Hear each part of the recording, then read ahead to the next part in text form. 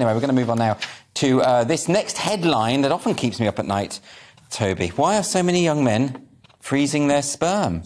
Yes, well, oddly, the beginning of the story links it with a decline in male fertility. Because I thought males could be fertile up to in their 80s. You know, it just goes on and on. And you know, if you've got if there's something a bit dodgy about your sperm and you're not producing many swimmers, why would you freeze it?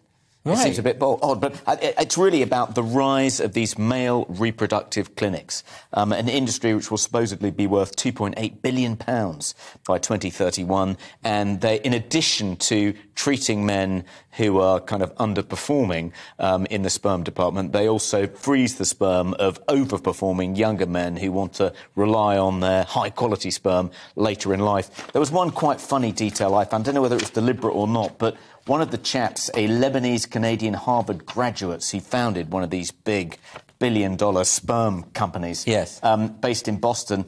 He became interested in the subject when he spilt a cup of scalding coffee on his genitals and ended up with second-degree burns. And apparently that didn't, in fact, impede his sperm count. But when she was interviewing him, she was interviewing him over iced tea in New York's West Village. She didn't want to risk. Of course not. No, once you've experienced that. Incident. I mean, Sajeela, like we've heard a lot about women harvesting their eggs, and this is kind of an old thing. So, I mean, I've got so many, like, a comedy world is full of women who have, like, are been freezing their eggs or talking about, like, doing something to kind of make sure that they have a longer time gap. And I kind of part of me was a little bit, oh, yeah, good. It's because when there's an issue, it's always blamed on the woman. It's always assumed that the woman's got something wrong with her. So I think this is... But also made me think, what is making them infertile? And I wonder if it's linked to the rise of trans women. Do you know what I mean? I wonder if there is definitely, maybe a huge change in biology that we haven't looked at. Yeah, there is. It does say in here what the possible causes of rising infertility are. And is it evolutionary? Speculation. It's the